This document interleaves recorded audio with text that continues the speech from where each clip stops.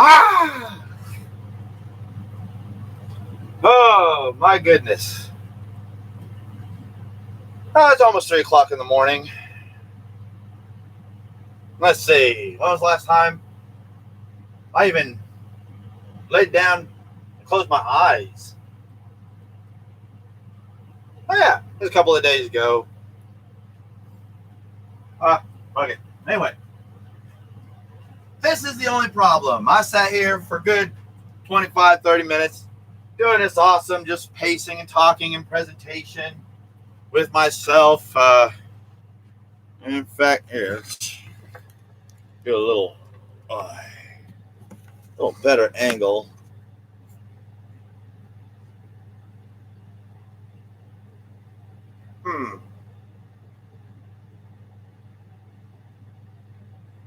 Is that a good angle or not?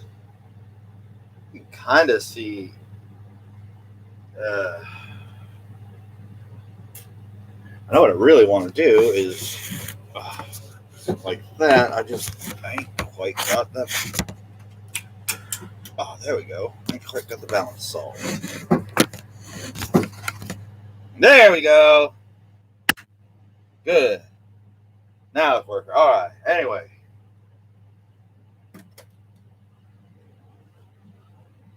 Oh. There. That's a little bit better. And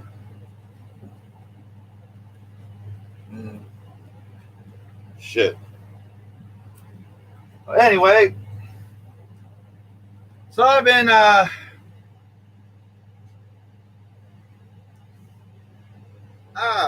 crazy. Oh, look, looks like I got a visitor or a viewer or something.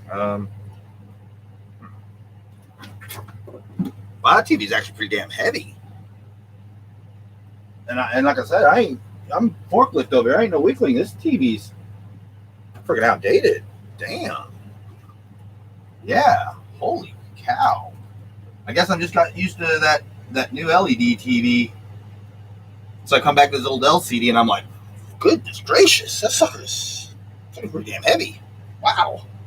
Yeah, it's not touchscreen, it's on the laptop. Anyway.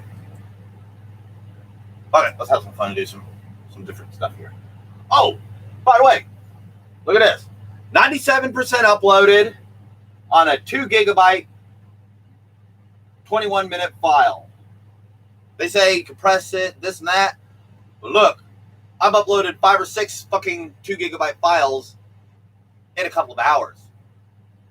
Like literally 16, yeah, somewhere between 16 and 18 hours. And I've still got 27 minutes at 97% on a 2 gigabyte file. Almost 18 fucking hours on a 20-minute video. How come all the other videos are uploading quick? For the most part. And it's not just this video. If I retried this video, it'd probably upload quick the second time. It's like every 3rd or 4th video I go to upload on this phone, like it punishes me. It's like, you do more than 2.5 videos a day, more than 3 days in a row, and we gotta put you on slow down for a day. And then like uploading just fine, and then how come this file just isn't fucking uploading 18 fucking hours later? Like I said, and it's not my equipment. I've been doing, in fact, so hardcore, not my problem. I got 2 fucking completely separate internet connections now. And this one is proven to be, I'd say 130 to 160% faster uploading than the DSL. Like hardcore. As long as I got it like right here or right here where I get my 2 best signals in the camper, I get the 2 bars that finally pop up. If I find that just that right sweet spot, like right about here, and like I said, right about here somewhere. Bam. Doing it, 1.5 times as fast as a computer could do it over the DSL. But the crazy thing is the download. This thing fucking does HD 1080 on 2 or 3 devices, but I can't even upload at a fucking 75% of what my cell can. I just don't go. Some of this. And then again, the other thing, yesterday was September 11th. A lot of memorials, a lot of people doing their, online public partying. That might explain some of it. It might just simply be between YouTube and the local internet server. It just might have fucking got clogged up by everybody taking a internet holiday yesterday. But if that's the case, so why is it still? Well, again, though, I guess it took forever to get like 80%. And then from 80% to this 98%, just taking like less than an hour. And on top of all of it, I've got this set up to a fucking hardcore charging line. I got my phone screen timer off. The phone screen stays on.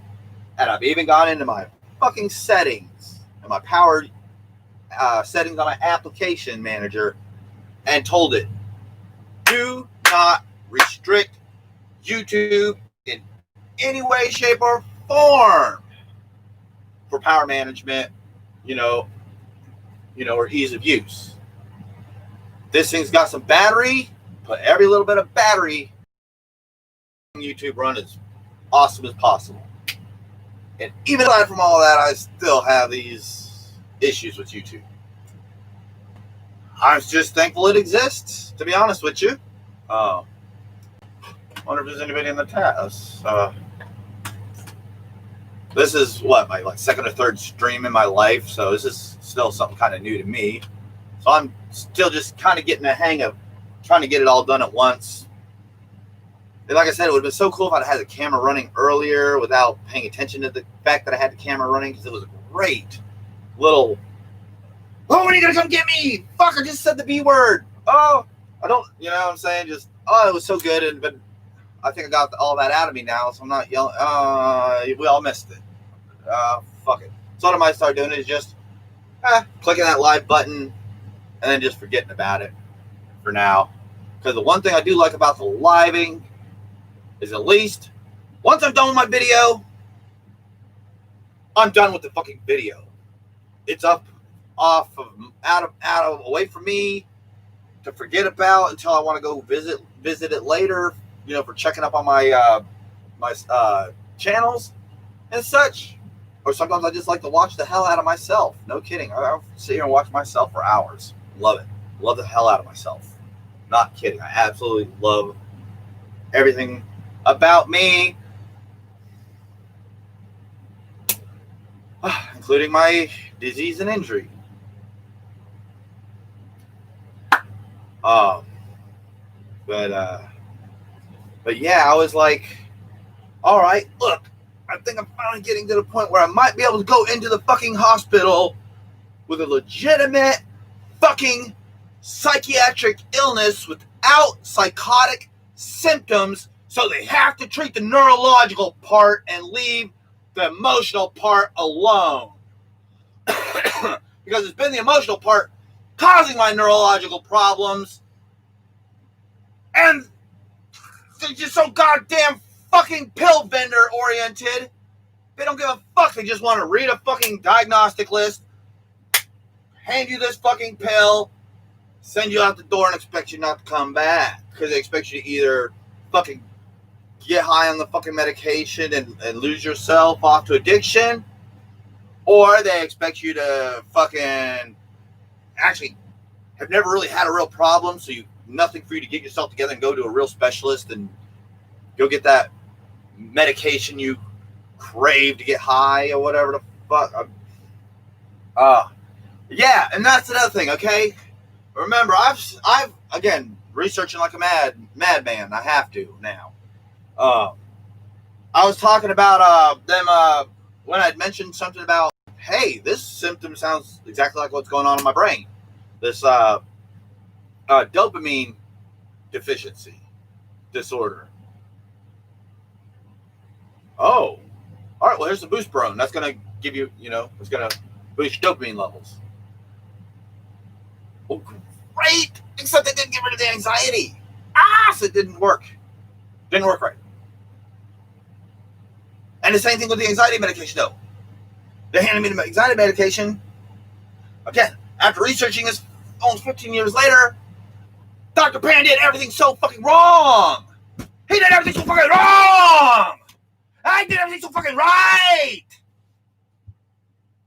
There we go. Now I'm getting it back in. That's what I was hoping for. That fire. Yeah. Because I noticing, like I said, as I'm just tearing my friggin' psychiatric disorder into shreds. I was going to do something on the chat. I never did, but ain't nobody in the chat anyway, I don't think. Can I give myself a thumbs up? No, but I still like to do it anyway. Huh.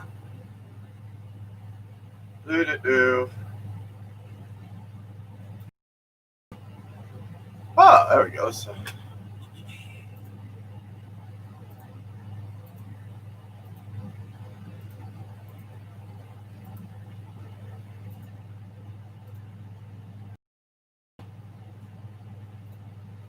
There. I like that. Well, you just really can't see that monitor from there, can you? No. But anyway, like I said, I'm just faking this to try to get some fucking drugs, man. I'm just faking this. Psychiatric bed shortages affect everyone. No room at the end. Going, gone. Trends of consequences of eliminating state psychiatric beds. Hashtag a bed instead. Basically, send these mentally ill people to get treatment instead of tossing them in jail with a bunch of pedophiles and baby beaters, for fuck's sake. You're putting them in the fucking prisons where the people that did that to you belong. Oh my God. Anyway, Lord help us. You know what I'm saying? And again, not just one article. There's estimated 1.8 individuals with schizophrenia or severe bipolar. Only this many beds remained out of 100,000. So many, 17% reduction in this many years. Okay? I'm faking this shit. All right? Oh, look, a fucking third page on it. I am so hardcore into fucking allowing mentally ill abuse victims access to legitimate psychiatric treatment of their disorders instead of just tossing them in jail with the pedophiles that fucked them in the first place. The consequences of hospital bed closings, emergency room boarding, using prisons as mental hospitals. We have more mentally ill people locked up in one jail in 44 fucking counties in this country than all the fucking psychiatric hospitals combined. We are locking up child abuse victims for mental illness brought onto them by pedophiles, and then we're tossing them in a fucking punishment torture chambers that are reserved for those pedophiles that did that to us. Why? Because the seriousness of our situation is so fucking hardcore, and they took away our way of solving it. They fucking took away state mental hospitals, and they didn't fucking, like I said, make policy to protect babies from being beaten and abandoned by abusive parents. No wonder 2/3 of the homeless are just mentally ill people who can't get treatment. Because like me, you go somewhere for treatment, first thing they do is manhandle to the floor and hit you with a fucking psychotropic instead of just talking to you and listening. Oh, yeah, it's bad, guys. It's really bad. You know, and if I'm having these problems on my level, I can only imagine what the confused victims. Oh wait, I can't imagine, because I was one of those for the longest time, and it's taking me almost 13, 14 fucking years of nonstop dedication to figure out there's no way I was wrong, and Dr. Pan has been a fucking demon from the beginning. Like I said, if I'm sitting here just picking this thing apart, overlooked and undercounted the role of mental illness in fatal law enforcement encounters, treatment of persons with mental illness in prisons and jails, a state survey, mental illness on trial, criminalization of mental illness. I'm taking this fucking shit for real. When I go stand up in a courthouse or on a public venue for public address, I'm gonna have my fucking shit together, and they ain't gonna have a fucking clue is what to do except just and listen. See, look at this. Common misdiagnosis. World Benzodiazepine Awareness Day. Tackling benzodiazepine misuse. You know what I'm saying? Now, what's crazy is, look at this. Half of these, right on the money. Treatment-resistant depression, panic attacks, and panic disorder. But look at what half of these are. Misuse, abuse, misuse, dependence, illness, dependence, addiction, dependent. Fucking 5 out of goddamn 4 fucking articles. Every time I type the word benzodiazepine, doesn't matter if it's completely unilateral on the side of non-emotional Scientology, science and research. You get slammed 4 out of 5 of just, you're an addict, come to our treatment center. You're an addict, come to our treatment center. You're an addict, come to a treatment center. You even just said the word benzodiazepine. You're an addict, come to our treatment center. I'm like, no, I want to learn about this medication more. I want to understand its mysteries and why everybody says, if you take a benzo, go to a treatment center. Like, if you take the benzo, you're an addict. You're an addict, you go to a treatment center. You don't do that, you go to jail for the rest of your life because you're criminal. Fuck that, Dr. Pan. Oh. Suicide is my solution. You know what, Dr. Pan? You want some fucking black and white, non-empathetic, robotic thinking like that? Motherfucker! I'll tell you what, bitch! You think suicide is my solution to my seizures? I'll tell you what the solution to the real problem is. Being born defective. I should have been aborted, bitch. So it's not my fault. It cost millions of dollars just for me to end up right back where I fucking started, acting for the same fucking medication that you offered me when I first started having seizures, but wouldn't tell me what the fuck was going on. Again, exact opposite of what you're supposed to do as a neurologist. That Dr. Pan set me up to fail. Fuck this Dr. Pan. I'll beat his fucking face in with my fucking mind. He did everything like a textbook fucking robot until he got to that point of psychogenic non-epileptic seizures, resistant epileptic seizures, anxiety disorder. The treatment, benzodiazepine. He saw that. Hey, he's just been taking out of my office and never come back and kill himself. He had the same fucking crazy ass terror of addiction to a fucking legitimate medication that everybody else exhibits whenever I use that word. Again, except a few of the psychiatrists. Like, hey, come here. Look, my intelligence is into the genius category, but it's retarded.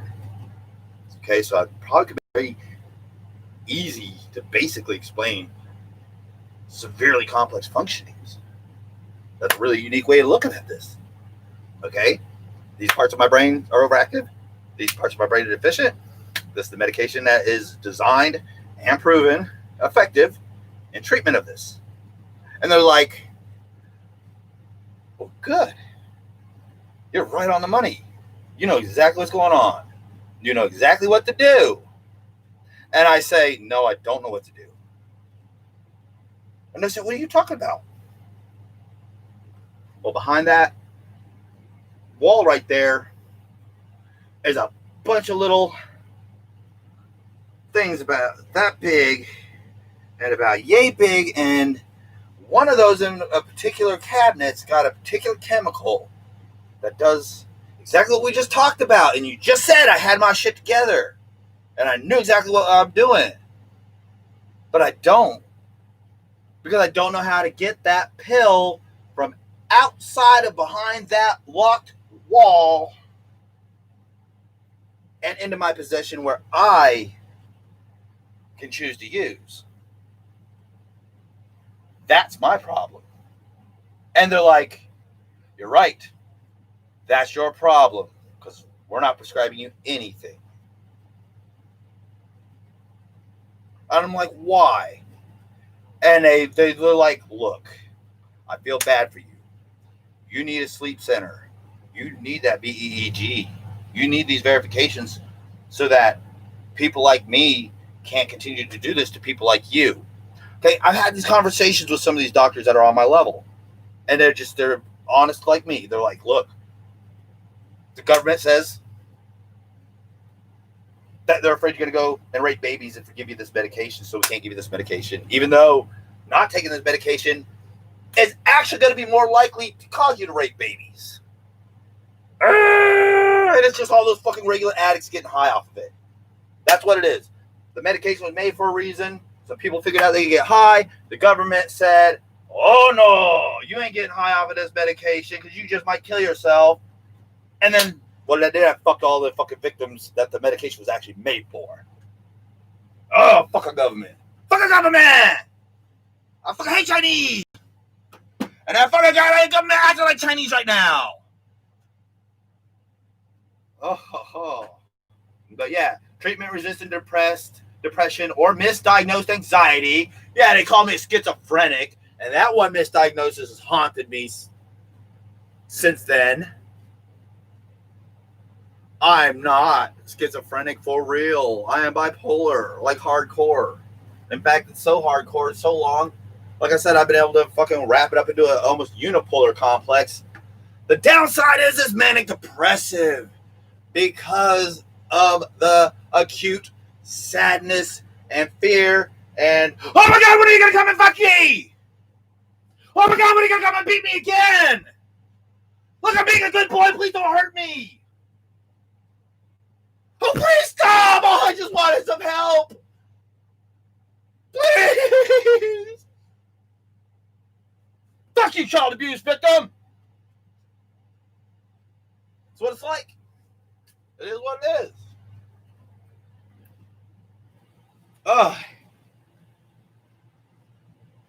Yeah, I mean, you look at this shit. Okay.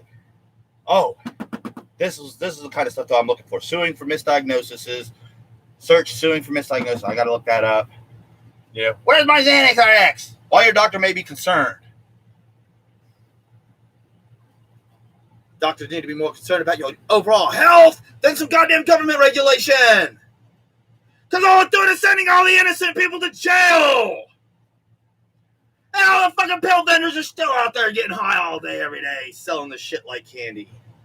And I can't even go to an emergency room and get a dose of it to stop fucking active fucking multiple seizures. They gotta give it to me, this big ass long fucking needle with 2 or 3 other fucking crazy ass fucking shit in there when all I want is a fucking Ativan. And I didn't care if you send me home. Just give me some Ativan in the bed. Let me get one good night's sleep, refresh my buffer so I can go carry on for another 3 or 4 months of seizures, sleeplessness, and come back and get another dose so I can make it by for another 4 or 5 months. That's what you really But now that doesn't even work. No, that doesn't even work. Gone. And all Dr. Pan had to do, instead of quitting when it was PNES, instead of epileptic seizures, all you had to do was just simply, instead of, get out of my house and never come back, all you had to do was just, oh, all right, stop taking this medication. Make sure you go see this doctor by the end of the week. In fact, it might be a good idea to just go ahead and head right on down to the emergency room. You know what I'm saying? And you need to go to a center. You need to get this stuff really straightened out. Nope. Just get out of my office and never come back.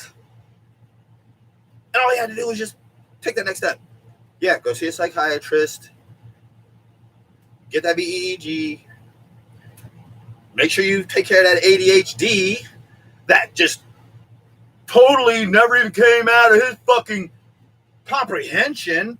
And that's why, because these neurologists think everything's just neurological. There's no, anytime anything has anything to do with anything but just neurons firing. What's the totally separate category has nothing to do with me. That's what it was. He figured, well, because it's not epilepsy and the epileptic medication ain't working, not my problem no more. Wrong! You didn't even explain epilepsy to me.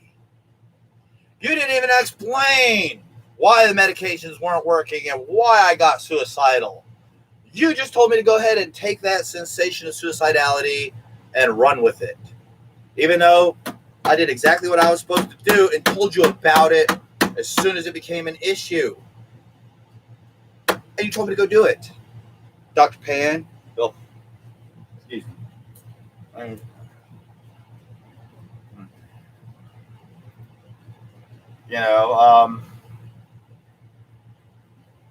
List of benzodiazepines, but look at that, addiction. Upping the care on downers. That's a good one. That one wasn't too bad. But abuse risk, addiction, just nonstop anytime you even use a word.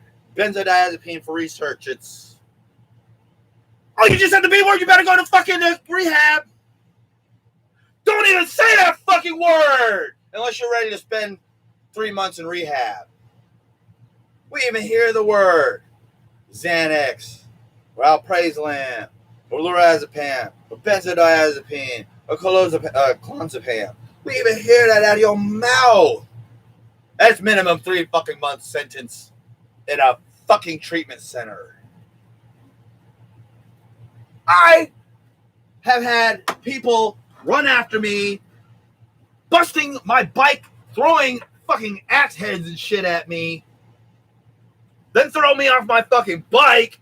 I get the officer involved, and it takes me goddamn fucking the vigilance of a fucking knight in shining armor to get this officer to even respond to this crime. And then I get something in the mail as I'm going through all this fucking crazy ass shit saying, hey, this guy that threw the axe head and caused you several $100s worth of damage to your vehicle, caused you injury, throwing you off, and fucked your whole shit up. Well, instead of sending him to jail, let's send him to 90 days treatment. Wait a minute. I did 7 months in jail for petting a duck in a park, dealing with abandonment issues, never breaking the law. People commit perjury and child abuse right in front of these officers. I do 7 fucking months. I'm nice enough to give this guy that option to treatment because I'm just that kind of man I am. I got a warrant out for my arrest. Next time I lay down, I'm going to have 2 or more seizures in a row. And after all this research, it's re-entered my mind that 2 or more seizures within a certain amount of time, immediate grants for 911. Doesn't matter what your psychiatric condition is, because those are 2 seizures in a row. They meet this category, and by the rules, you are entitled to that ambulance ride to the hospital, emergency room, for nothing else other than those two reoccurring seizures in that frequency. So when that happens, 911, send an ambulance over. That's it. I'm off. And I ain't leaving until they fix it without that B word. Because I don't know when they're going to fucking hurt me for saying the B word. But no, not barbiturate. I say barbiturate all day long. Opioid. Methamphetamine. Go do some methamphetamine. It makes you feel good. But this is the fucking thing. This is what really got confusing about that whole thing. And one of the real big indicators why this whole medication madness, just from the moment that Dr. Pan said suicide is your solution, because there ain't no pill, there ain't no hope for you, basically.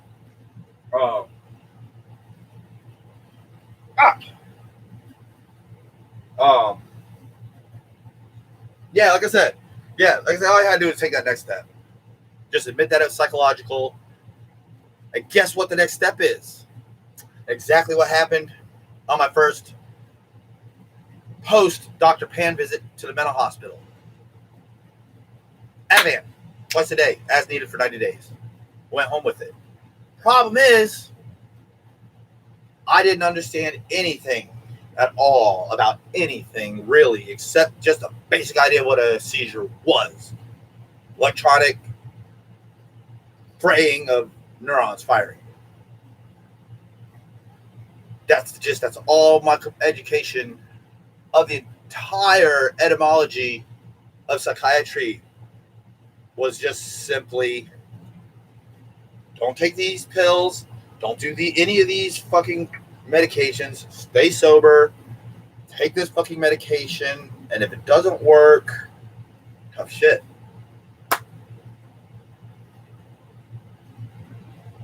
Whew, man. I can tell I'm fucking wired, man. I'm fucking sitting here just about pouring sweat, and it ain't hot. I just got shit going on to me. Hey, I got fucking ways to fix it though. Turn my fan on. Whew. Oh, and you know what else happens when I get like this? Oh man, it can up 2 or 3 days in a row. I'm having to literally force myself to eat every 7 or 8 to 10 hours. Because if I don't, I literally get a vomit reflex because my stomach has just been so empty so long. And I don't even notice it until it's too late. And when it's too late, it's almost like, oh, fuck, I got to eat something right now. Or I'm in fucking trouble. I've been doing that a lot lately. That's been helping. Been keeping my carbohydrates down.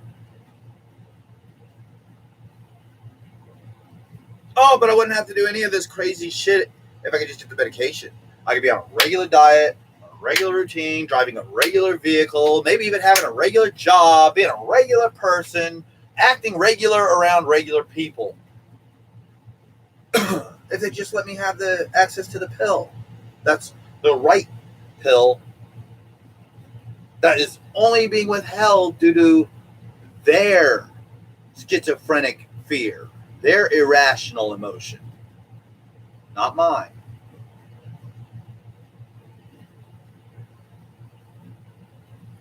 All right. Yeah, so like I said, food. I really need to eat something. And unfortunately, I drink some water, help quell those while I wait for something to cook or something. And in fact, I did something I don't normally do.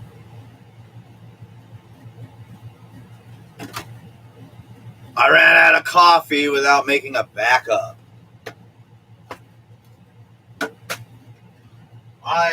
That doesn't normally happen.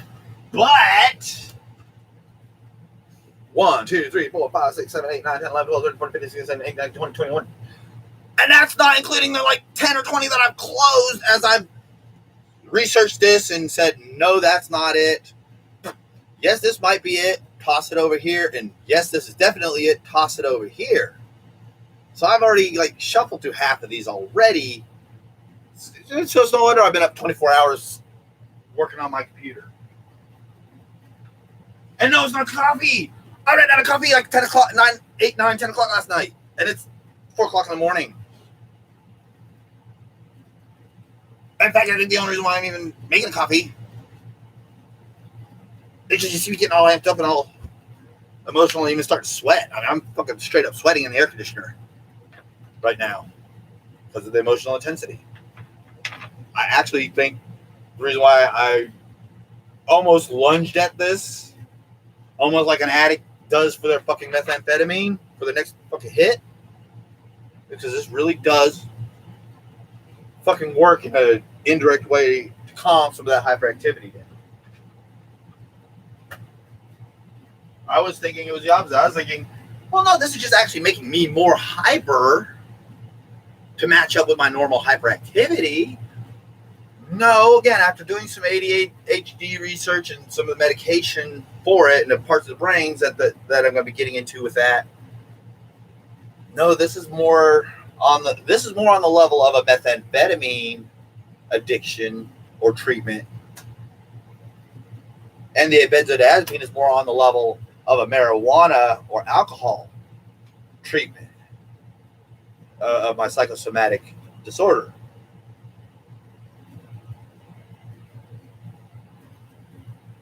Oh, and like I said, if they just fucking stop the stigma and just let me be an adult, none of this crazy shit would be going on. However, I am very, very proud of myself for a hard decision I made a long time ago.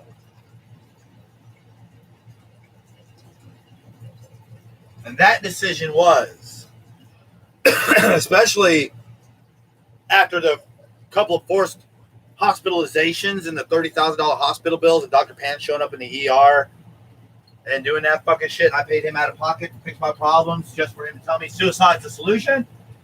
Well, I had made a commitment in that point in my life.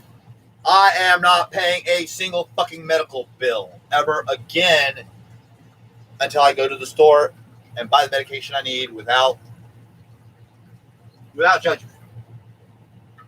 Until I can get that, I'm never paying a single one of my bills, and I feel no shame and no guilt showing up at the hospital and having it cost $200,000 or $300,000 to treat my insomnia. I can take a fucking pill and solve it, but I'll go there and spend tens and hundreds of thousands of dollars on a single visit just to come right back a month or two later. And at this point, I'm almost enjoying it. It's all because it's kind of a vacation from here, and I get to be around other humans for a while, and it's not safe and protected. But for me, it is, because where I stand belongs to me. You know what I'm saying? So when I'm in that mental hospital, it's my fucking mental hospital. Those doctors are fucking talking to me? No, they're just talking. I just happen to be giving them the recognition of listening and responding. And I'm telling you, with that kind of attitude, you really can go a long ways in life, but you can go nowhere getting the real help and medication you need, because these guys are so bent on everything being emotional and psychological, even though they're fucking neurologists. And then you got these psychiatrists and psychologists that are just down to earth, like a neurologist should have been with me. Who's the one with the real emotional problems? You know what I'm saying? Yeah, mine's are extreme, out of balance, but I got my fucking grip on it, and I own it. A little Chinese bitch. Fucking little faggot, man. Fucking piss ass little faggot, man. Fucking walk up in there, 105 fucking 30 pounds with a bunch of seizures and shit, working 45 hours a week, almost homeless because I'm literally working myself. It's costing me 4 times what I make in a damn year for one fucking hospital visit with these seizures, and it's happening all the fucking time. Like I said, at that, I was like $30,000, and I didn't even ask for that ambulance. $300,000 for 3 fucking days of inpatient. $700-something thousand. Vomited it up into my lungs. Good. Blame it on Dr. Pam. Blame it on Jim Ward. Blame it on the police. It's all their faults. And so that gives me a sense of power, knowing that I'm entitled to certain things. And if they violate them, I might not be snappy enough to get it right that second, but I'm going to get it, and I'm going to burn it in. And next time, and there's only going to be so many next times before the fucking shit hits the fan and you show up in court. Or I'm dead and my living relatives fuck you for fucking me. Heard about like estates and stuff like that? You're a fucking doctor. You should be making more money than my family. If you did your job right. If you're actual service to society. But that neurologist is the opposite. Look at what he's done to our country. What he's done to one of the most patriotic Americans I've ever met. And all I want to do is just squash this little Chinese. Ooh, I'm getting good. I almost used that word I said I wasn't going to use out of respect for my brothers. Oh, but the Chinese doctor deserves it. Oh, man, I'm going to beat the fucking shit out of him, motherfucker. Fuck.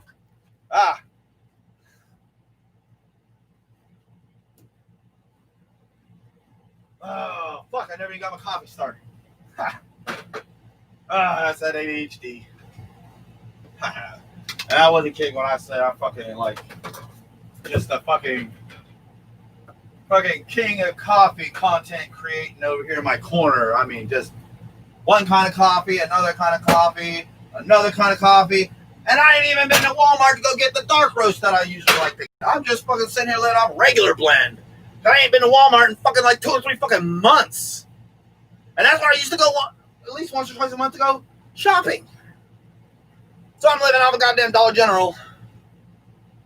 Fucking garbage. And it is garbage. I'm telling you, man. I've been there enough now that, yes, 10 times better than a convenience store if you have to use it for groceries. But that's not a place to go grocery shopping, folks. It is what it is. Oh. Ooh. You gotta be careful. Got myself a little bruise right there. Yeah, that's another thing. I noticed I might have I think it's a cortisol, the steroid that works in your up at your GABA amygdala part of your brain. Like I said, just too much, too quick for me to just fucking seizure. I still ain't got to make my goddamn coffee. Such is the fragmented life of a retard. Man. Every damn dose of coffee I make, not one, leveled off, but 2 fucking.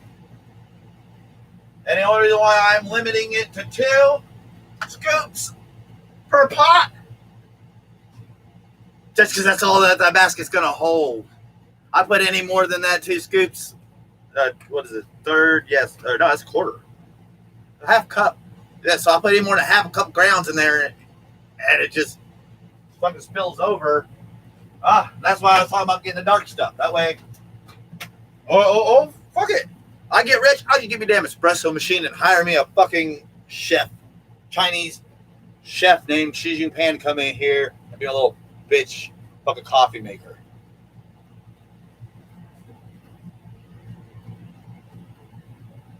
All right.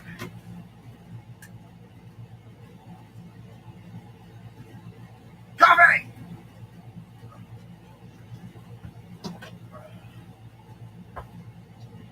There we go.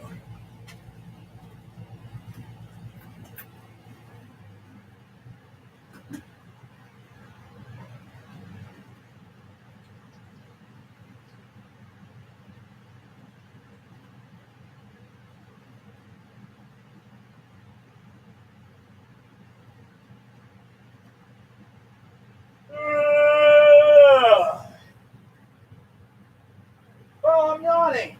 God.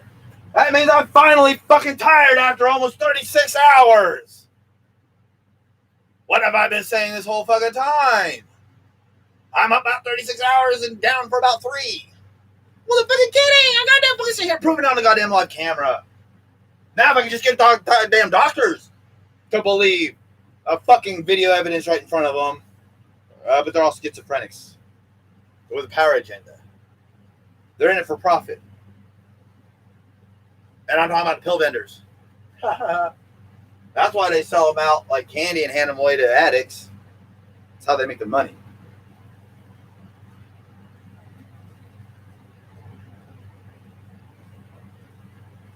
Well, I'll tell you what. One thing just doesn't work for sound right. I catch that shit right away. Oh. Mm-hmm.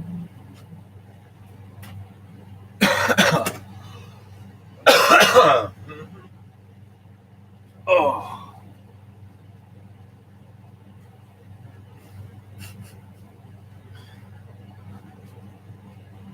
I want to sit down. Oh, I'm not shitting you guys. Oh, and you just saw that for real, man. I literally, that lockup you just saw, that was a mild form of seizure right there. My instinct and craving wanted to do this thing to provide comfort, and my autonomic response was like, oh no, it's going to cause you comfort. You got to do the exact opposite. And you saw me just start pacing again. I see that as a real problem, but that's what's important. I see it. I'm working on it a little bit at a time. That's one of the reasons why I do this in front of the camera and stuff. Work on this kind of stuff. You know, I mean, if you're going to be disabled, and you're going to live with it, acceptance is the vital part. And that's funny because that's one of the big problems with psychotics is that they don't know they're sick because they're not in reality and everything. And so I can see the complication there. But like I said, then you get people like me who's just as real as can be and just can't sleep and worries about everybody all day, every day, and what they might do to me and what they think about me. And the fact that I got suicidal and sick off of those anti-epileptic medications. Again, every fucking legitimate resource says Ativan. Ativan, Ativan, Ativan. First line, the moment 2 or more epileptic drugs, anti-epileptic drugs don't work, try them in combination. If 2 of them in combination don't work, after 2 of them separately don't work, then it automatically needs to move into the category of psychogenic non-epileptic seizures. Like, by default, that's DSM-5. 4. In fact, I think it's even DSM-4 shit right there. Maybe in 3. Look at that. I even know my fucking... I'm even sitting here telling you which version of the DSM, which of these disorders is worked out of. Like I said, I really got this, man, for real. Just the doctors don't want to admit it. The good ones do. But yeah, so like I was saying, so first line thing to do the moment two anti-epileptic drugs don't work, and a combination of them doesn't, particularly with the fact that I come in there telling him that I'm suicidal and we need to do something about that because that is what is part of the compliance. And then he just tells me to get out of his office and never come back or kill yourself. Don't call police. Every fucking resource on this goddamn internet is telling me, again, by the book even. If you want to just be a soulless robot, by the book. 2 separate medications and a combination doesn't work and shows symptoms of worsening with suicidality, PNES, Ativan. Like, that's it. Like, I mean, that is it. There is no, well, try this, and if that doesn't work, then try this, and if that doesn't work, then try that. No. According to this, at this point, when I walked in there, after 2 and a combination of anti-epileptic with worsening conditions and suicide, PNES, Ativan. Many more than one source. Exact same thing. And exact same thing that happened when I went to that psychiatric treatment ward after dealing with Dr. Pan with the suicidality. What they do? 1 or 2 milligrams of Ativan, 1 or 2 times a day as needed for 90 days. And then see where we go from there. Problem was, after all that crazy shit with that Dr. Pan making me feel like it's all my fault I'm having seizures, and it's probably the marijuana causing it, all of my problems since I was born, even though I didn't know what marijuana was until I was 19. And it was effectively treating this, other than the law enforcement and unaffordability, the poverty, and the violence, and the fucking Chinese doctor, man. Even by goddamn his own fucking rules. He fucking did the exact opposite of what a fucking doctor is supposed to do. He's supposed to say, okay, 2 more medication, combination, plus suicide, out of there. You know what I'm saying? You know, psychogenic non-epileptic seizures, complex post-traumatic stress disorder, out of there. Have a nice day. Nope, go kill yourself. Why? There's a pill out there that'll fix this. Yeah, but it gets you high. No, it doesn't get me high. That's one of the reasons why I like this medication so much. Because I can't tell I've taken it on the outside. I can only tell I've taken it on the inside of my subconscious. What the fuck are you talking about? You fucking crazy. I agree. I'm crazy. So can I have the medication, please? Go kill yourself. Ugh! And it just, like I said, at this point, I'm just, okay, that's I'm finally done. Like I said, at this point, man, I'm fucking burned out. And that's actually a legitimate condition, deterioration of my condition being left untreated. And worse treated, actually, is this. You degenerate into different ways of dealing and adapting with the maladaptive ability of the doctors. They're like, oh, you were beaten and abused as a baby, and you just lost your job and your license having seizures, and now you're $200,000 or $300,000 in hospital debt. All right, well, here's a pill to fix it. Oh, wait. You want this pill? All right, well, tell you what. Give me 30 days of inpatient and several $1,000s. And here, you can have the pill. And if you're really good and nice to me, I'll let you have another one. And as long as you're good and still be nice to me, I'll keep giving you one at a time. One at a time. But if you ever do anything, it's always your fault, and it always was your fault. Okay, fine. So let me have the medication. Oh no, now you sound too normal. Well, that's just because you gave me what I was looking for, relief of my internal illness.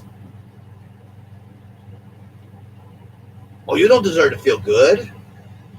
Wait a minute, I was abused as a child and I have a dopamine receptor deficiency. If anybody on this planet deserves to feel loved and happy and get that dopamine rush, it would be me. Oh no, you bad person because you think like that. You think I'm selfish? Look, if I don't take care of myself, I can't take care of anybody else. I'm not kidding you guys. I have been going around in circles on this, trying to find some way that he was right and I was wrong, so that I can just give up on this and go do something else. But that's part of that obsessive compulsive disorder, which is actually going to be like number 23 tab over here on this thing once I give up on the camera. Man, I'm thinking, I must have gone way too long without food. I just, even after eating a couple pieces of that patty, I was still just.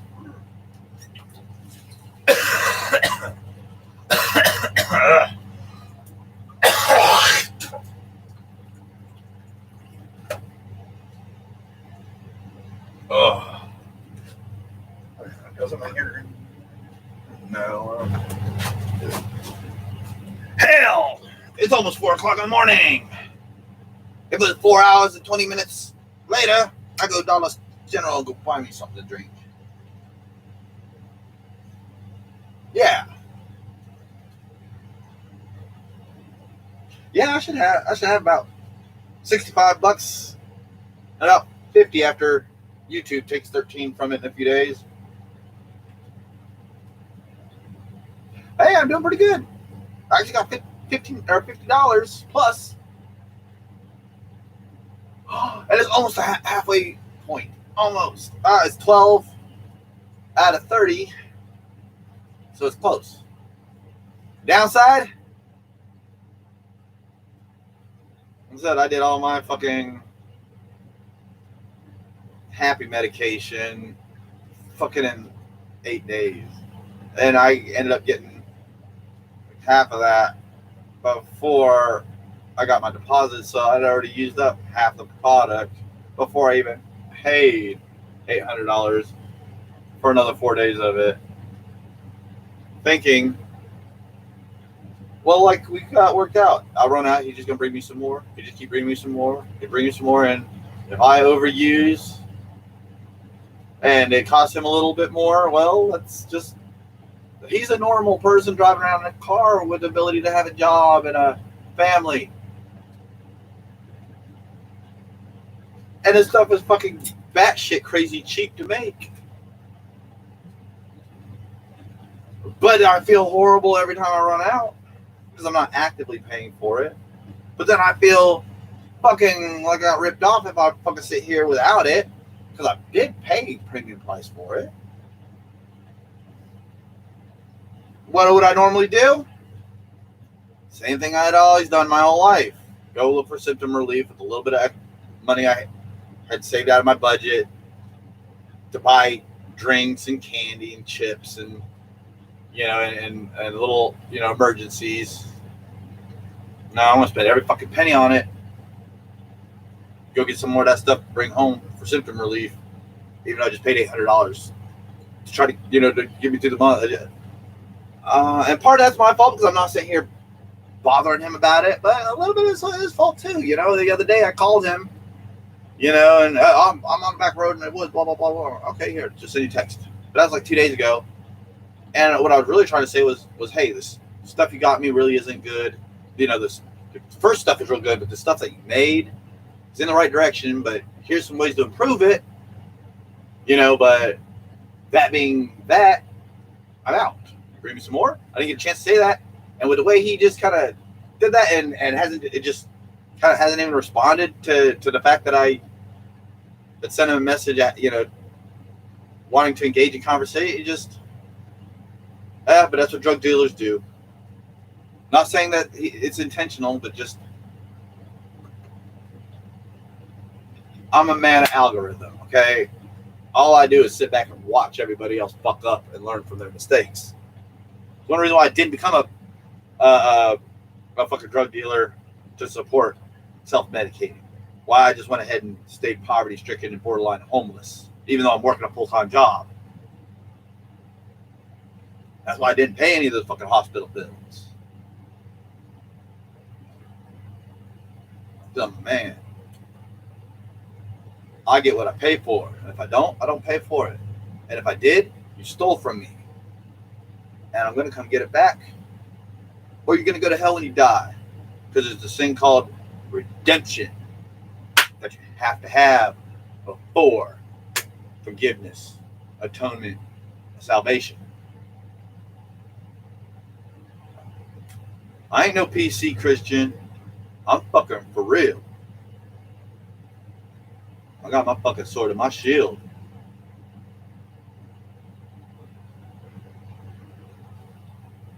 Cast you into the pits of hell, Satan. In the name of God. What I'm saying. Oh, cool. I just hit the 1 hour, 1 minute, 1 second. 1 hour, 1 minute, 30 seconds. Whatever. Should I cancel it or should I keep going?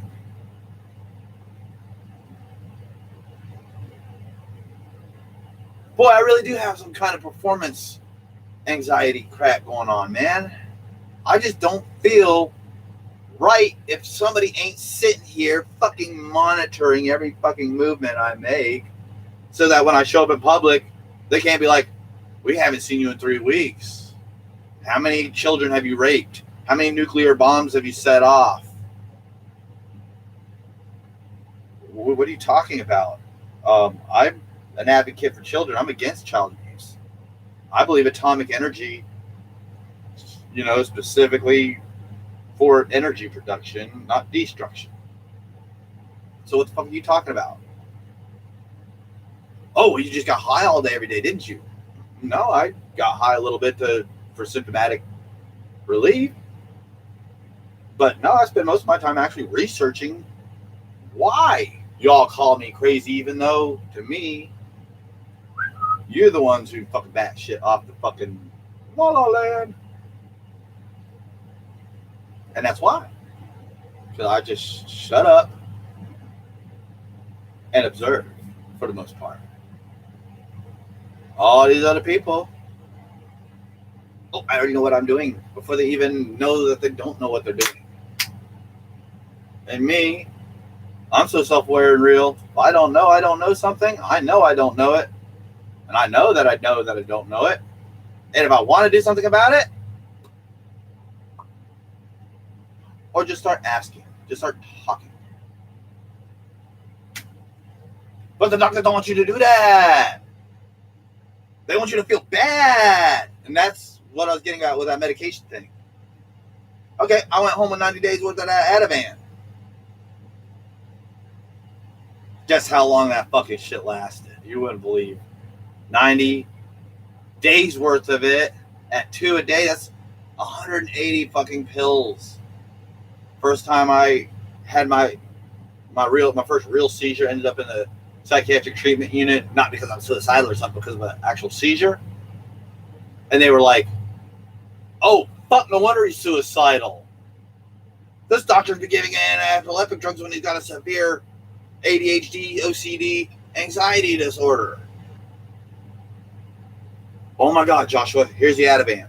But the problem was, again, all shrouded in mystery and all designed to make me feel like I'm a bad person and it's my fault. I did this to myself. That's why I'm lucky if I get that medication. And if I don't, well, I should just be thankful I'm alive, right? But if you're good to me, I'll let you be a good person and have that medication. But again, you take one dose too many, you're a bad person. But they let me go home with 180 of them my first time. Never even heard of a fucking Xanax or a benzo. like I said, so I took a few doses the first few days, and I'm like, I don't notice anything different. I don't feel high like everybody says I should, but I don't feel on edge either. Cool. But then I'm like, okay, what the fuck is this? Ativan, lorazepam, benzodiazepine? Benzodiazepine. Oh, I've heard of that. Alprazolam and Klonopin. Oh, Klonopin. I remember my friend Alex being on that. Yeah, that shit basically made his life worth living and saved his life. Okay, well, what do all these have together? Oh, that word benzo. Why is this fucking with my head? Oh, Xanax. I've heard that word before. That's that fucking party drug everybody's all getting high and raping children on. Oh. No wonder they're so afraid of giving it to me. But again, I got a legitimate need for it. I've been prescribed it without complication before. I've got a clean fucking drug screen. I don't come in here all the time asking. I only come in once every year or so. And I'm only asking for, again, like in a hospital, sure, just acute symptomatic relief, and then I'll go try to figure this out on my own in the next couple of months. So when I heard that word, benzodiazepine, lorazepam, Ativan, and then I saw they're all the same category of Xanax. Whoop! That fucking 90-day supply lasted me a fucking year or more. And I'm the addict, huh? Mind you, this was 13 or 14 years ago. I didn't even take them like I was supposed to. I only took them about a quarter to a third of the time that I should have took them. And then there was times when I just wouldn't take it forever because I just forget about it because it just wasn't part of my routine. It was always described to me as a temporary, and I mean like super temporary, and if it doesn't fix your problem temporary, then tough shit. And since it's only going to fix it temporary, don't even bother trying it. Like, why did you just send me home in the 9 days of this stuff? And I'm like, and it says Xanax. The same stuff as Xanax. I've heard that makes people kill babies and rape children and beat people to death and set off atomic bombs and shoot up Columbine and stuff. He was like, yeah, you're right. So be careful. And don't you dare take one too many. So I did the exact opposite. I took 4 too little. And like I said, and now at this point, I'm resistant to even asking for the medication, and it's become such a subconscious psychotic. And yeah, I actually use the word psychotic this time because it's actually manifesting in psychosis. Because I'm actually convinced, or I'm trying to convince myself that I'm wrong, even though I'm convinced that I'm right. And I'm so obsessed with it. I've been at it for a week now, nonstop, all day, every day, just about. And I feel like I'm just getting started on trying to find a reason why I'm wrong, a reason why there's got to be another way other than a benzodiazepine. There has to be. There is. It's called brain surgery or an implanted electronic device. So yeah, they want to spend a couple $100,000 and operate on my brain. Please do it. If that will keep you from calling me an addict, so I'll never have a seizure, always get the night's sleep I need, never have the overbearing nonstop anxiety, And I don't have to take that pill and be labeled a fucking druggie, a fucking baby beaten addict. Yeah, so fucking go ahead, fucking saw the top of my head off and fix that fucking brain. Hell yeah. Oh no, here's a 50-cent pill. Wait a minute. So for $15 worth of pills, I can take care of this for 30 days. But how come you guys told me that this other medication was $600 and it's the wrong medication? That's for that Seroquel, quetiapine, which, again, everything I'm on the research. Anybody with PNES, and with severe complex post-traumatic stress disorders and anxiety disorders, you do not use antipsychotics, atypical antipsychotics. Which, guess what the first two fucking medications on that list was, and one of them, in fact, the first two were like the first two main ones, and the other ones were all just subcategories. Quetiapine fumarate and not the trazodone. Man, I just had it on the fucking top of my fucking head too. The risperidone, olanzapine. That was it. That's one of those weird things. Yeah. So every time I've been to the hospital for the last 3 or 4 months now, here you go. Here's 4 or 5 bottles of this fucking shit. Here, take that fucking shit and don't stop. And I'm like, but I'm having seizures on both of these in my sleep, and it tells me the first thing to do is to stop and come in and see you guys. I won't even take that step at this point. I won't even take that fucking step at this point.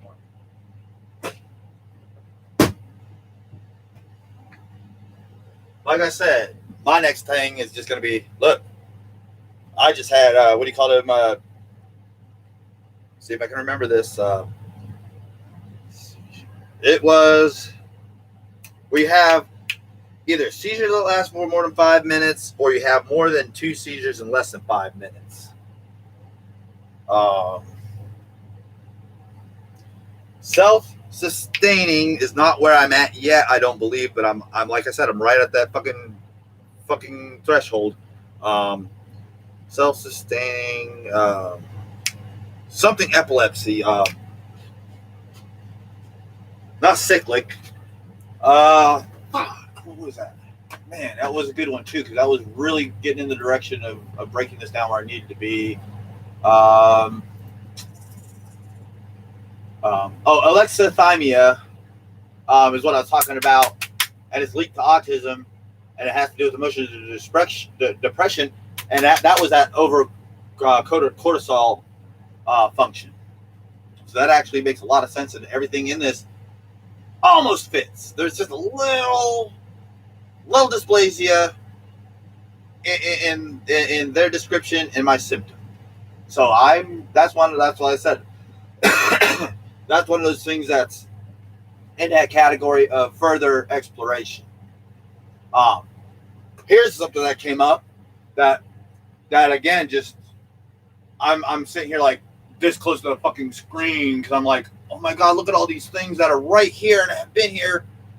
And the Chinese doctor was just like, go kill yourself. Oh, that fucking shit's right here. Affective deprivation disorder.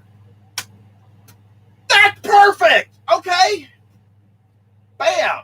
Relationship profiles is high relational conflict, domestic abuse, reduced marital relationship satisfaction, reduced personal relationship quality, psychological symptoms of AFDD is low self-esteem, confused, bewildered, anger, depression, anxiety, guilt, self-depersonalization, social agoraphobia, post-traumatic stress reactivity, breakdown, positive psychosomatic effects, fatigue, sleep weakness, migraine, loss of weight.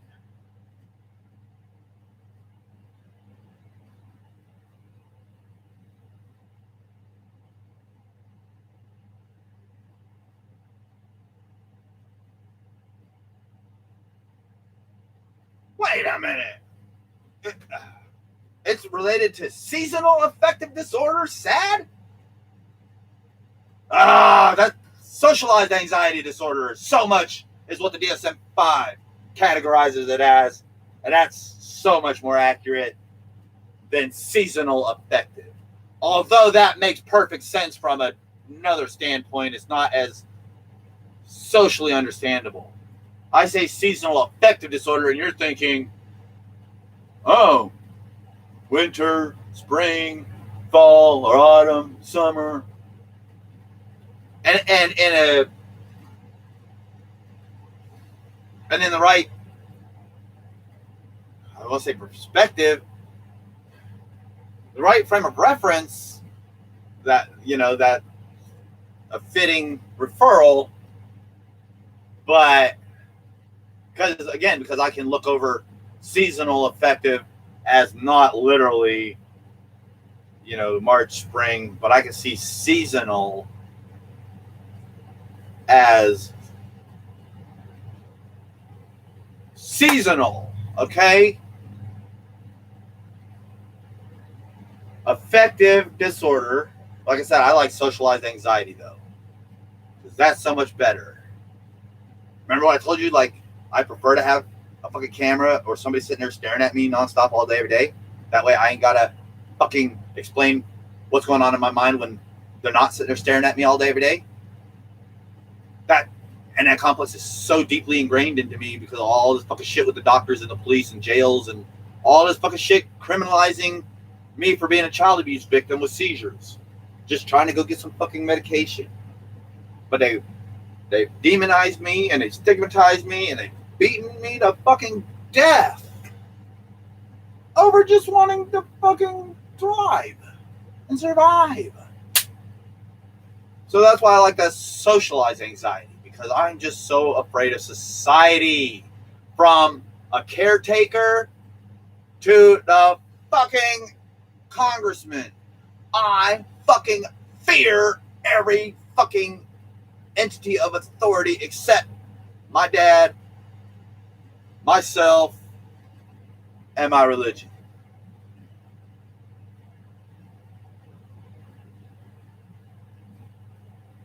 That's why I like that socialized anxiety, because they sat here. When is Joshua gonna fuck up? When is Joshua gonna fuck up? When are we gonna get to fuck him? When are we gonna fucking get to hurt him? When he's gonna fucking slip just enough with his mental disorder that we can fucking use that to fucking put him in prison for the rest of his life and torture him to death and laugh about it? Come on, Joshua. Hurry up and do it. So I'm like, okay, fine. Watch me 24/7 and watch me not do it. And watch you go batshit crazy in the long run. Because I can just sit here and fucking just...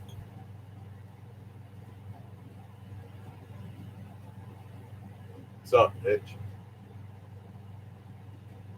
And I could probably sit here for hours doing it now.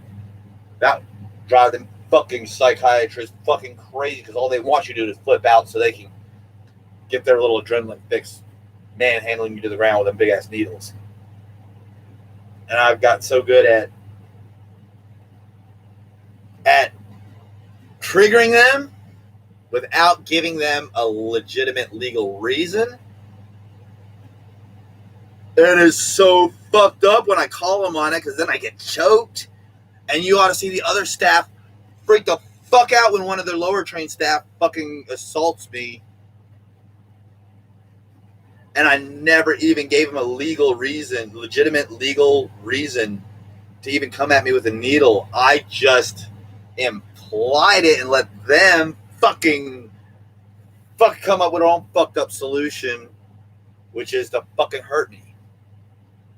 And I record every little bit of it on these fucking pads, papers, and in my mind, and now on YouTube. I can't wait to go to court. They're going, get fucked right in the fucking ass, and the shit's just gonna come out and go all over the fucking place. And you know what I'm gonna do? Grab that fucking shit, throw it up in the air, and have a celebration.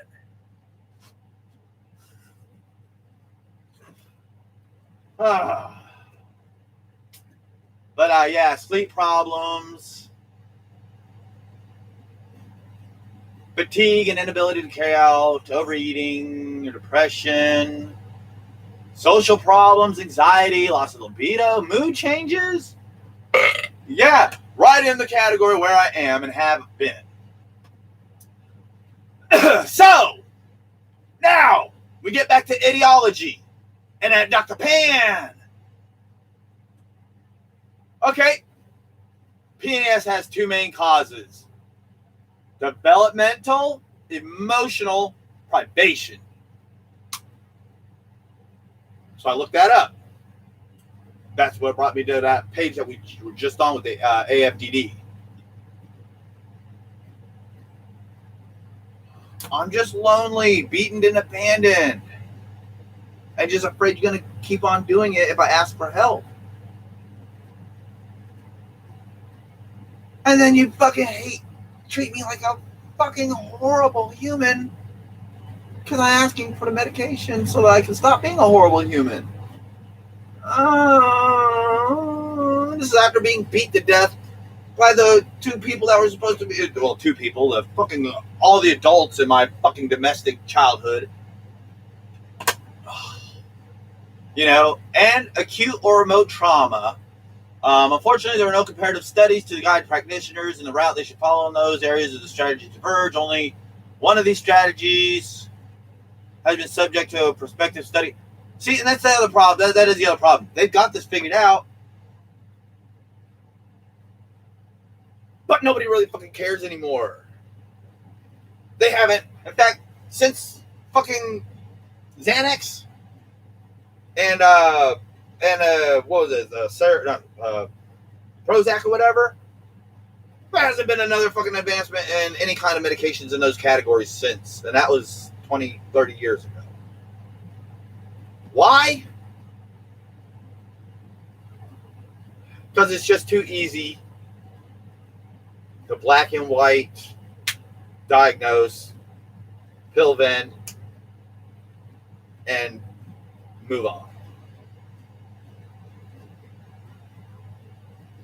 And if it was all scientific, black and white, if it didn't involve emotion and anxiety disorder and developmental disorders with children,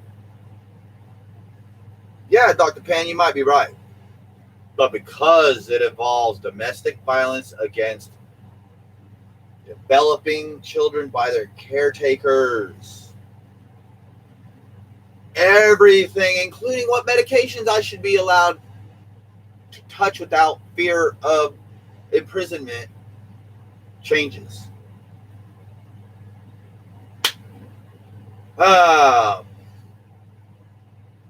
And what's funny though is that when they actually explain this stuff to these patients, many times the PNES actually went down because the confusion was finally gone. And when they got handed that the right medication, they accepted it and took it correctly because it wasn't any stigma. They weren't being victim shamed. They weren't being told it's their fault you're sick. This pill makes people bad. You're already bad, but we're going to give you the pill to try to make you good. It just and it's like, no, I just got imbalances, and this levels it off. And people who don't have imbalances, it pushes them off into a balance, and that imbalance gets them high, and they like it. Oh, you know too much. You're just a malingerer. You're just pill shopping. Then what is the fucking missing part of my brain when I was born? That diagnosis and document. What about the ADHD at 4 years old? Where's that diagnosis and document? You know, what about my epilepsy and the MRI and the EEG or whatever, the MRI and the CT and everything? What about those legitimate, evaluations and documents? Do any of those matter at all?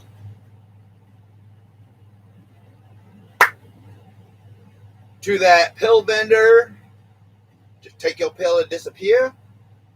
Makes perfect sense, but if you really understand psychogenic non-epileptic seizures, epilepsy and autism, and child abuse, it's the exact opposite. Instead of taking 5 minutes to already have determined I'm a bad person, and that this pill's a bad pill, and taking it's only going to make things worse, even though it's the exact opposite. And they really need to do the opposite. They need to take people like me and be like, this isn't working. This is. Don't feel bad about it. Nope. Oh, you got marijuana in your system? That's why you're having seizures. All right, fine. I'll stop doing marijuana and take your medications. Oh, you're doing something else wrong because I've been giving you medication and you won't get worse. I know, and now I'm suicidal. So what do I do about it? I paid you to fix this. Get out of my office and never come back. I'm not kidding, guys. I know I keep doing it over and over, but that's just like the fucking, I mean, that's the fucking way it happened. And it's so, oh my God, the look on that so-called neurologist who's supposed to fucking be this man and this guidance counselor and this doctor and this college-educated professional. And I just watch him, oh, get out of my office and never come back! Well, then I'm going to go commit suicide because that's why I'm here, because I'm suicidal. Well, good, go do that. Just don't come back and I'll call for the police. I mean, like, you hear me even stuttering and stuff. He was doing that fucking shit. He was having a legitimate anxiety panic attack right in front of me. Now I see it. I didn't back then. I should have fucking bankrupted that fucking doctor. And I ain't fucking shitting you. You know what? I might try to do it anyway.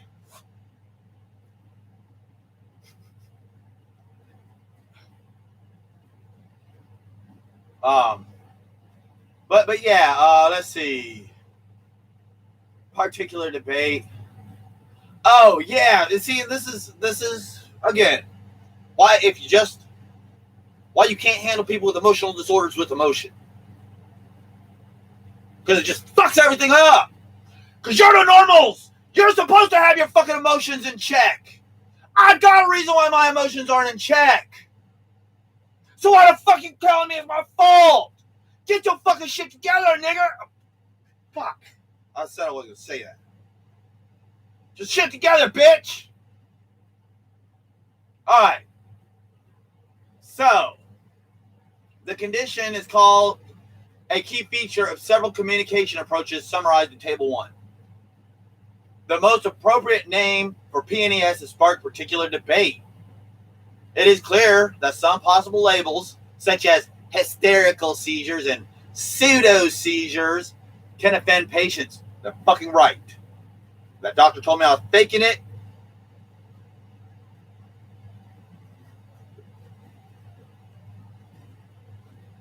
He was denying the fact that I've been beaten and raped as a child. Or that means nothing. That makes no difference in your success in life. I gotta fuck this doctor. Bad. I gotta fuck him in the ass and get that shit out of him. Really bad. Wow. I'm so glad I'm redoing this again. It is debatable whether the term attack, differentiating PNES from epileptic seizures, but potentially associating them with with traumatic attacks sustained by patients, or seizure, communicating that the doctor is taking the problem seriously, but associating with a potential risk of confusion with epileptic seizures, is most suitable. I think that Dr. Pan didn't have his fucking shit together. I think he read Neurology 101, closed the book, put a sign on his door that said open for business, and got a little license to hand out pills. Because he either did or didn't know. And if he didn't know, we got some real problems. We cannot be having people calling themselves doctors and neurologists if they can't even figure out that differentiating PNES from epileptic seizures, but potentially associating them with a traumatic attack sustained by patients, and communicating that the doctor taking the problem seriously and associating the confusion with the two. Like I said, he either knew his shit or didn't. If he didn't know his shit, he's just as guilty, and so are the people who handed him that license to pill bend without having done the homework. Or he knew all about PNES, and he was just hoping that I was that little lost weakling he thought I was, and not the courageous Christian out to fuck the shit out of his ass. He thought his fucking crazy ass reaction, which I believe was literally legitimately crazy. I legitimately believe when I walked in there and told him that shit, he went crazy. He didn't know what the fuck to do. But he did know exactly what to do, and that's why it drove him fucking crazy, and that's why I have legitimate, hardcore medical malpractice lawsuits up the anus, through the fucking colon, into the rectum, out of the large, small intestines, and stomach, of the esophagus, and right out the goddamn fucking mouth. And it just keeps getting bigger. Like I said, I'm so glad I'm taking my time with this and breaking this down over and over again, step by step. Because now I see he really did have a fucking psychotic or hysterical or anxiety panic attack right there in front of me. He had a psychotic episode or panic attack right in front of me, trying to treat mine with non-treatment. There we go. I'm getting somewhere with this. So yeah, he wanted to treat my problem that was his problem with non-treatment by not treating it. Woo! That Chinese doctor's good, but he's just not good enough. So like I said, that's what I think. I think what it was he did know what was going on, and he had to make a split decision. He had to decide. Do I take the side of good or evil? Because he wasn't expecting that conscientious,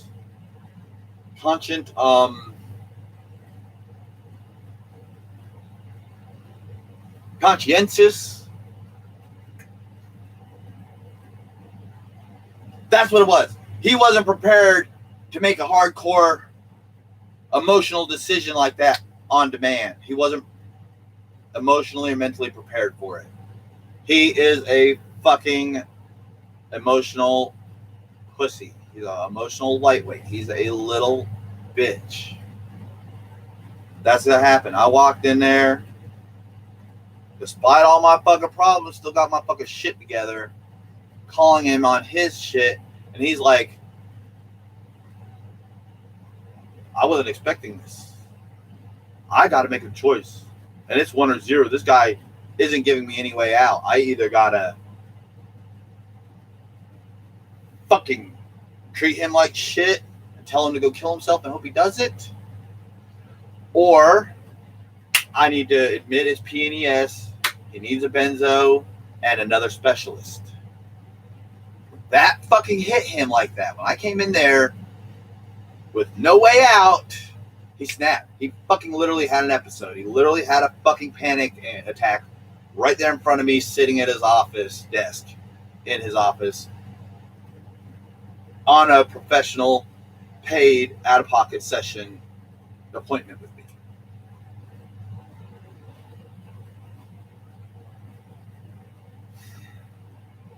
That's what it was. It was his conflict. He didn't know whether to treat me good or bad because he was never expecting it to be anything more than just, these are your symptoms, here's your medication, next. These are your symptoms, here's your medication, next. And when I went in there, it was like, it didn't work. There's a lot more to it than this. So, let's do something about it. He was like, I'm either in this for the long run or I gotta cut this off. That little pussy ass bitch fucking cut me off.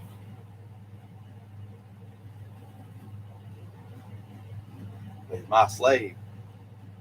Said, I got no other thing on this planet left to do except one or two things: get justice,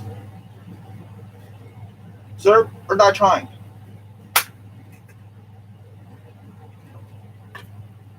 So, the one small linguistic study of 13 patients suggested that they treated both terms as problematic. Agreed. More important than the preferred label or whether a label is used at all. Again, I like that. No emotion. Is likely to be how empathetically the diagnosis is presented and whether the doctor communicates that he or she has understood the patient's account of the problem. Dr. Pan didn't do anything like that. He was just like literally like, you in here because you had a seizure at work, you need an epilepsy diagnosis of epilepsy, and you need to come see me for 6 months to get your driver's license back so you keep working. Oh, good. Income and somebody to get addicted. But when I was like, dude, I'm not an addict. I've got a real brain disease. He was like, oh, fuck. This is too much for me.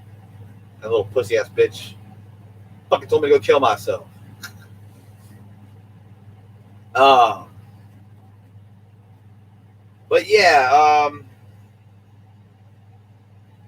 yeah, see, when you understand it, you can communicate the diagnosis with conviction. There wasn't anything like that in the doctor's office. Like I said, man, it was just so robotic, so fucking cold and harsh. And like I said, all he wanted to do was blame it on marijuana. Oh.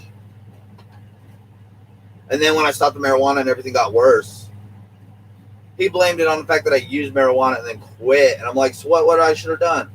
Kept on using the marijuana even though you told me not to, and you weren't going to treat me correctly if I didn't?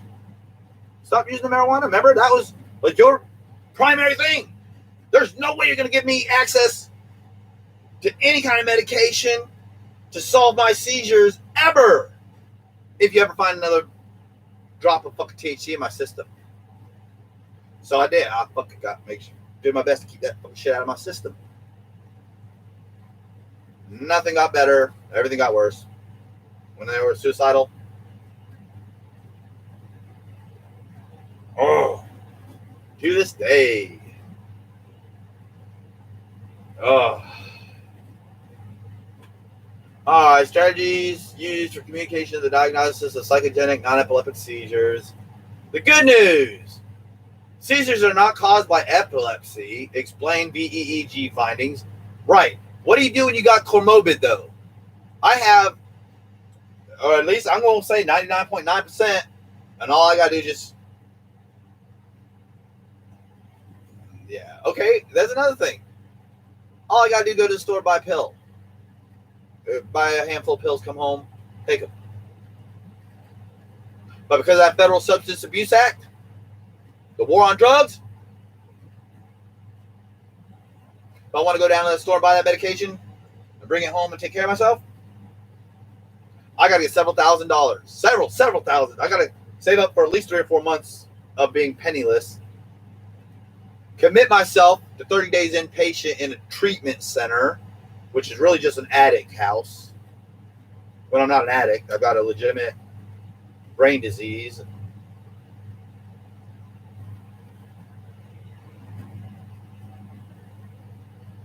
And I have to relocate. I got to go, not even just to another city, like I ended up doing with the electric bike and the tent and everything, go get my glasses, from the next town over. No, I'm talking like I'm going to have to fucking set up transportation for interstate travel and long-term arrangement just to turn around and pay for everything to come back and resume right back here. I had to stop and put everything on hold for 30 days as well, of 24/7 too. It's not like, it's not like I'm going to work for 6 to 8 hours a day of training and classes on how to deal with mental disorder, and then I've got the other, 18 to 16 hours to recoup and then go back to class. No, this is nonstop 24/7, no devices, no friends, no family, no. Like I said, it's a lockup center for addicts, is what it really is.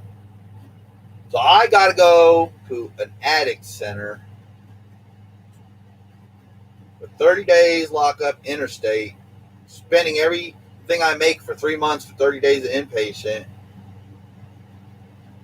just to end up exactly right where I am now. But the only difference between right now and 6 months from now, when I make it home from that treatment center, the only thing that's going to change on this planet will be the fact that I can go down to CVS, spend $10, and get a month worth of the correct medication, and nobody can do anything about it.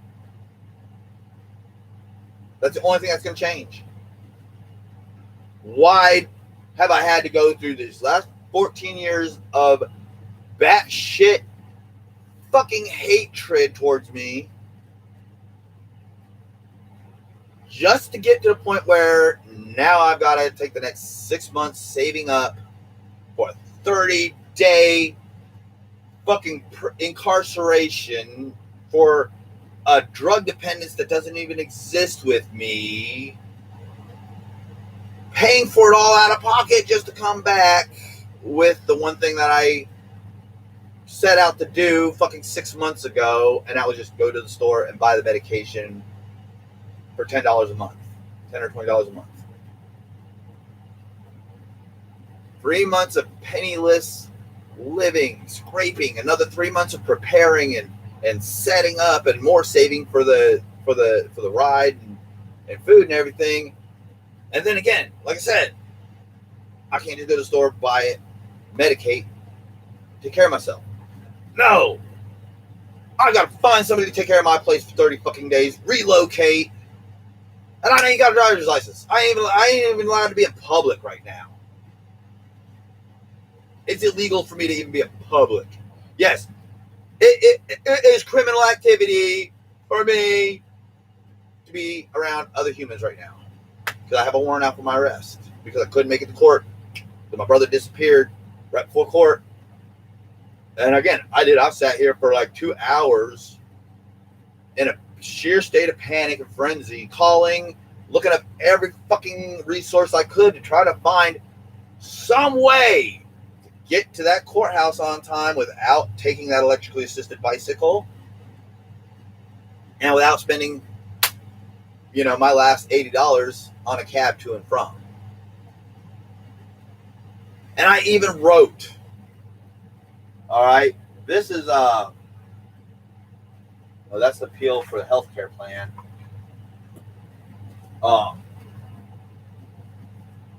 Yeah. The day I got this, regarding Americans with Disabilities Act of 1990, if you're a person with disabilities and needs accommodations, you're entitled at no cost, at least 7 days, or immediately upon receiving this notification, and that's what I did.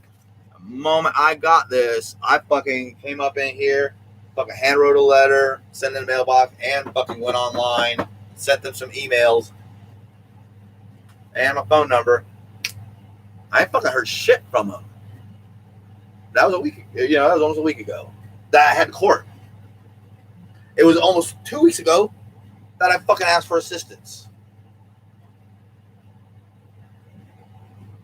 If nothing else, this is evidence that I did ask for assistance and was ignored by the specific department designed to keep me out of legal trouble for my mental illness and disabilities associated. This warrant is not justified. But how do I bring that up to a judge without being in handcuffs in a jail suit? How the fuck do I do that? How the fuck do I get to that courtroom with this without incarceration? An attorney might do it, be able to do it. But guess what? like the doctors and medication and sleep center and the hope to ever be problem free, gone. Just, it don't exist. Ugh. That's another thing I'm thinking. Americans with disabilities, especially in the category of mine, ought to have on-demand private legal representation that's just their choice and is simply funded, reimbursed by the taxpayer. That would make a lot of fucking sense, wouldn't it? For everybody but the fucking pill vendors and the lawmakers. It would fuck them. Because it actually make them responsible for the trauma and damage they cause to victims. Alright. Let's see. Good news. Bad news. We do not know the precise cause of the seizures, but they are not epileptic. Anti-epileptic drugs do not work. Anti-epileptic drugs may cause serious side effects. We may never know what these seizures are, but can work together on our problem, or on the problems. God, where was all this 14 years ago? In most cases, seizures are eventually related to upsetting emotions of which patients are aware. Why couldn't they just tell me this fucking shit 14 years ago? Even at the mental hospital, they didn't do any of this. Like I said, they did the diagnosis well and the medication well, but like that doctor, the Chinese doctor, they just dropped the ball. They did make sure I was set up for care management, short and long term. They did make sure that I didn't have a guilty complex about taking the correct medication, non-compliance, if you will. In fact, it was the opposite. They were so worried about me overusing this medication that they damaged my mind to never being able to use that medication correctly. I'm always going to underuse, and I'm always going to second guess treating a symptom with it. That's not a bad thing for that kind of medication and what it can cause in long runs. But the fact that I've been stigmatized to this point of spending 13 years obsessed with figuring out why the fuck did that doctor go crazy on me when I'm the one who's supposed to be crazy. And this is why it's all down to ethics. I am an ethical man. Anybody who does this pill vending shit is not ethical. And when good meets evil, evil runs and hides from the light. Like there ain't no tomorrow, because you stand in the light as the darkness and there ain't no tomorrow. I just fucking wiped your future out.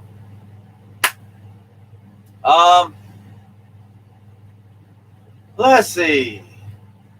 This may be best addressed by a psychiatrist, psychologist, or counselor. No, he wanted to stay the neurologist god. The black and white emotions don't mean fucking shit. If they don't mean shit, then why the fuck did you just go batshit crazy when I brought this issue of morality to you, Chinese doctor? Because emotions do actually mean something. You just ain't fucking complex enough and empathetic enough to accept it and absorb it. So, see, this is exactly the opposite of what I was told. You are not crazy. The seizures occur at a subconscious level.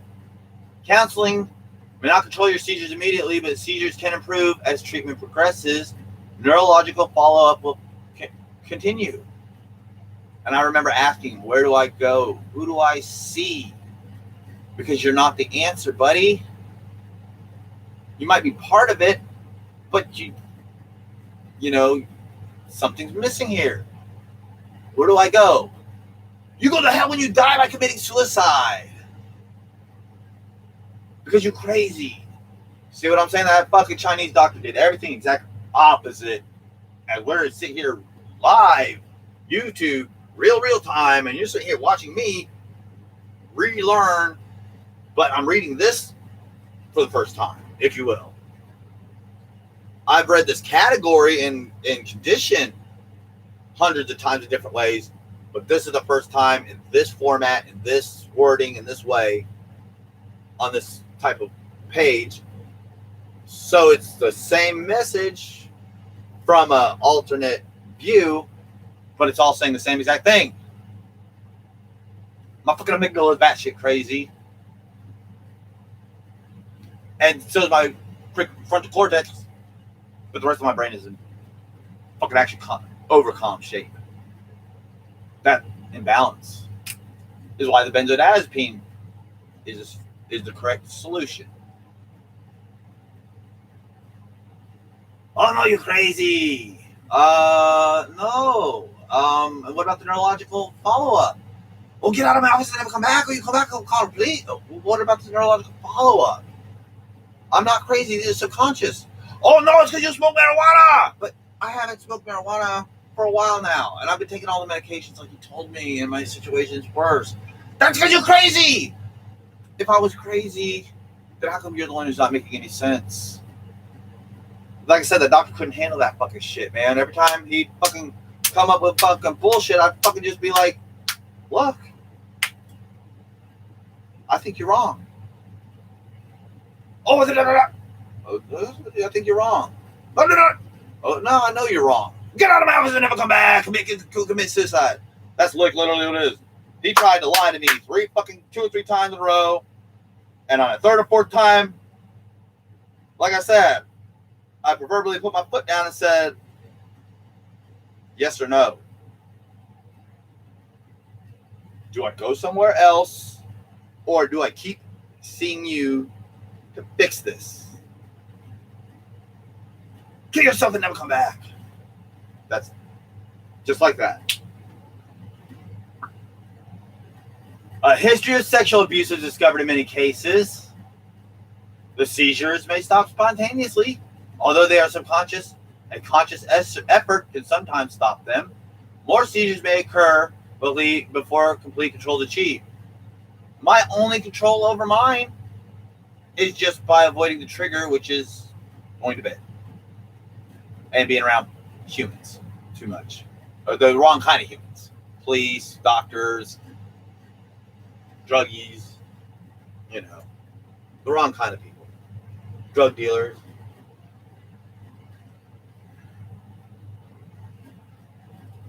All right, let's see. That was the Shenethal in the 1990s. Mellors at 2005. They need to cover the reasons for concluding they do not have epilepsy. That doctor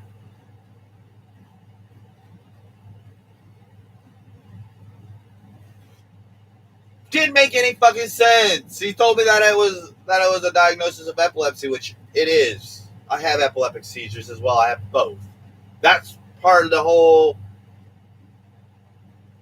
comorbid disease. And that's exactly why, after looking at the DSM criteria, it's basically a big loop. It's listen to the patient, examine, treat the symptoms.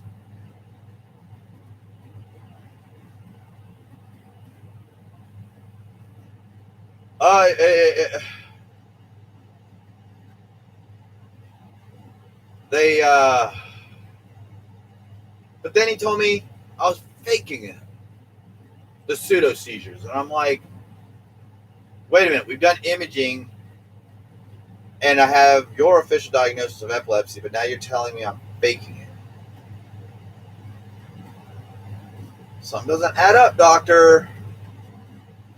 It's because you're crazy. No.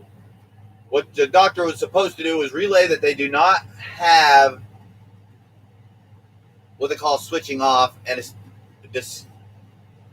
or what they have is what they call switching off, or is the term I am familiar with, disassociation. Amen. Like I said, kind of had all this figured out in the hospital. Had it figured out. They just didn't simply fucking stop and hand me something like this to read, or make sure I could accept all this before they sent me out the door with that 90 days worth of fucking benzodiazepine. And like I said, we're talking 2 milligrams up to twice, up to 2 milligrams up to twice a day. Every time I start me off 4 fucking milligrams of fucking lorazepam for 90 days. That was the mental hospital's immediate reaction to my suicidality and increase in seizures the moment Dr. Pan did that fucking shit and I ended up in the hospital. The moment that came together, like I said, they're almost force injecting the fucking Ativan into me, because when I realized that it was associated with Xanax, oh my god, I don't want to fucking I don't want to fucking be a bad person. I don't want to fucking hate.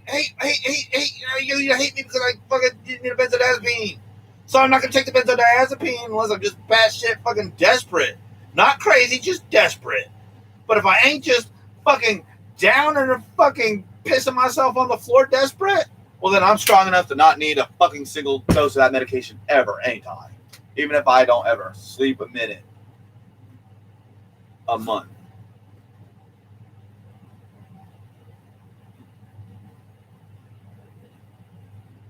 Oh, I just had this. Oh, so backwards. The doctor should have empathized that they are not suspected of putting on the events. They are not mad. The problem is common, and seizures are disabling. Events are stress-related, but stresses may be difficult to identify. I'm almost ready to cry, you guys. Look how easy this is to read. And I'm not talking about on my genius laboratory category. I'm talking about just I just picked up the newspaper and read an article about President Trump. I just read this in the same ability and clarity.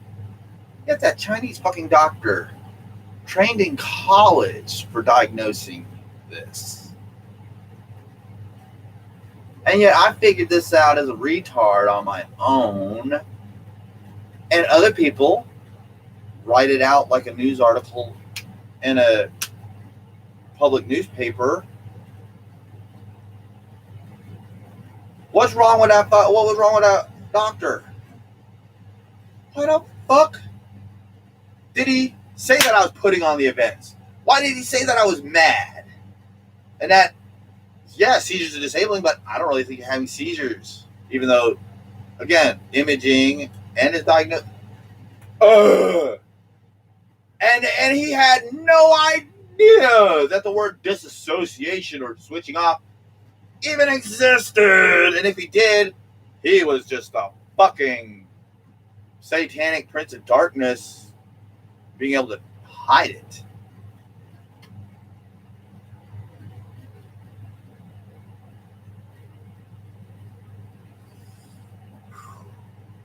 Man, how fucked up too, because he almost won. Not kidding, this fucking close to that fucking curb, man. With that traffic going like this and just ready to just bye.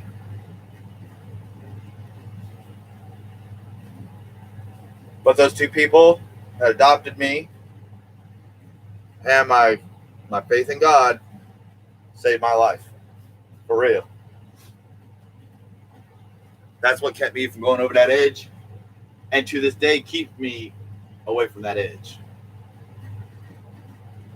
Oh my, look at that, almost 2 hours right on the dot. I've got this internal clock that's just weird as anything, and it's 4:43 a.m. on 9/12/2020. Stop. Bam, 20 minutes. Oh, I missed it by 5 seconds.